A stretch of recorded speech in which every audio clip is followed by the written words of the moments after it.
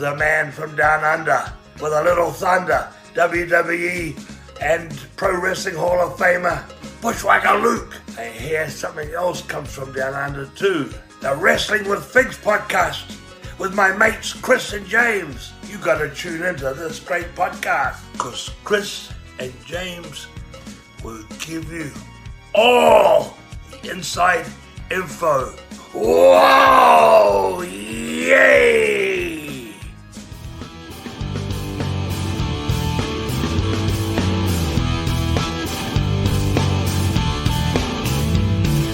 Welcome everybody to 2022. Can you believe it? We're here again. We're both looking a bit hairier after a summer off. Yes. Maturity. I call that maturity. I call it puberty. I've just finally got there. I'm starting to get a few greys in my beard. Would you believe? I start plucking them out. Can't have that. Can't have grey hairs. Close to 45 now, aren't you? I'm 42 this year. Believe it or not. Well, mate, I started getting greys when I was about 33, so I'm 39 this year. Far out, closing in on 40. How's your break been? Excellent. As we were saying off air, it's been a bit tiring. I live in a holiday destination with so many people coming to visit. As much as I appreciate it, it's I need a bit of time to myself. How about yours, mate? Mate, look, I want to share a couple of quick pics here. Look at this. This is just last week. Down having a beer at Cave's house in the southwest, the very southern point of Western Australia. Beautiful spot, Cave's house. Built by the English so they could go and enjoy the caves, and they've just kept this colonial building down there. Fantastic. This is on the Bustleton foreshore yesterday. Not a cloud in the sky. No one at the beach. Just had it all to ourselves. Weather was perfect. Get home, unload the big wine haul. That's my figure haul for the week. What's that? About 20 bottles of wine there. You know what? My mum actually asked me, she goes, did you buy all that wine down south? And I said, well, yeah, it's cheaper at the wineries. And also, you're supporting local business. A lot of those wineries are small businesses. And she said to me, why did you buy so much for it? I said, Mum, I go back to work as a teacher and they're reopening the WA border in February. Like, we're going to have a lot of stress this term. And she's like, oh, okay. You're going to have to kill COVID somehow, mate. Kill it with alcohol. Well, my kids got their vax today, so there you go. Shout out to anyone who's getting a vax. Go and get it done. We can all go back to normal, apparently. Yeah, apparently. Let's see. Let's not talk about COVID. That's too. Yeah, no. That's not what we talk about here. No, hey, great. Yep. Yeah, we should talk about. What should we talk about? This weekend, January 29, which is actually Sunday, January 30 for us, the Royal Rumble. How good, firstly, that the Royal Rumble is on Sunday morning instead of the usual Sunday night, Monday morning. Fantastic event. Secondly, I don't think the WWE has enough female superstars to make a 30-person lineup. So it's going to be interesting to see who they bring back. I'm predicting Tori Wilson's going to get called back because I follow Tori on Facebook and Insta, even though I don't really know how to use Insta. And she's been training her ass off for the last sort of 2 or 3 months. And I think she was in the last year's one or the year before, but I've just got a feeling she's going to be in this one as well. Great. Well, good luck to all participants. It's a good event, the Royal Rumble. It's a great pay-per-view. Probably my favorite of the year. You got a favorite moment? Look, I do. It's probably not everyone's favorite, but I'm going to say when Ric Flair, I think he was come out in number 3 or 2, and he won the title. 3, I think. Was it 92 or 93? I think it was 92. I hated Ric Flair, but you know what I loved about that? When they went backstage and Bobby Heenan's just doing what Bobby Heenan does best, going off in 3. It was the best. He was so good, Bobby Heenan. He was awesome. R.I.P. Bobby Heenan. I also enjoyed the Lex Luger tie. So the 1 year that they couldn't decide on who touched the floor first, the arguments, I just had a good it's an underrated Rumble, that one. There's a lot of crap people in it, but good finish. Obviously, Hulk winning was unpredictable. Who would have seen that coming as a kid? You know what I love is I love when they get the finish and you've got the two bad guys and Hulk, and you're like, how's he going to get out of this? This is an impossible situation. Yeah, and of course, creative writing. Of course, somehow he wriggles out and somebody punches somebody else. So very, very good. All right, should we get into the show? I'll tell you my worst Royal Rumble moment was when Macho Man interfered with the Ultimate Warrior title match against Sergeant Slaughter. I was actually devastated as a 10-year-old kid watching that. Couldn't believe it. Now as an adult, you know why he didn't hold the belt for that long. But I remember back then going, God, he's only just got it. How can he losing already? And I wasn't happy. Wasn't a happy chap. I remember watching that and thinking, geez, he has really hit him with that scepter. Yeah. I was like, I know that wrestling's not all the time. Sometimes there's a few tricks there, but I thought, geez, he has really belted him with that. Yeah. Can you believe now? I've just said I'm 42 this year. You're 39. Now we have action figures of those actual wrestlers we are talking about in those actual attires, standing on our shelves. Yeah. What is wrong with us, Chris? Well, I think a team of doctors could work around the clock. They would be able to figure it out. Yeah, I know, mate. Nostalgia. It's a true addiction. Well, we got a big year planned this year, guys, and thank you all for joining us. I just want to give a quick shout out to everyone that was patient enough with the Bash Down Under hats. The black ones should have arrived. Has yours arrived, mate? No. Gosh. Don't even talk to me about Perth shipping, because with our borders, I ordered some stuff from Ringside, which I know that Jeff won't get in. I know it won't be here in late November. Still haven't got it. What's going on? Like, where is it? Yeah. Where is it, Ringside? They already sent me the email to say, thanks for shopping. Would you like to do a feedback survey? And I'm like, I haven't even got my stuff yet. Yeah. I got this. I did the same thing, Chris. I ordered the Big Boss Man Series 90 or 91, whatever it is. And I was surprised at how long Ringside took. And I only went to bring him in on Friday. Friday just gone. So yeah, mental. There's some delays, that's for sure. All right, let's get into the show, big fella. Starting off with community news.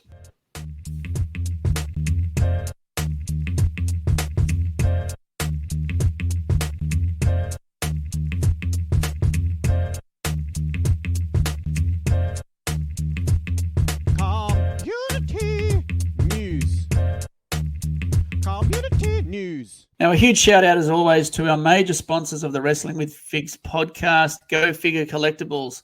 Use code FDU5 to receive your 5% discount store-wide. Now, we had Jeff on our last episode 15. If you haven't listened to that, jump on and listen to what Jeff has to say about his relationship with Mattel, his unfortunate relationship with Mattel. But he talked about all the stock that he's got available for all of us collectors. Now, thanks to Jeff and the team, they have once again donated a prize for tonight's Q&A, which is an Elite 88 Trish Stratus figure. So thank you to Jeff and Go Figure. Now, if you aren't a member of the Figs Down Under community yet, why not?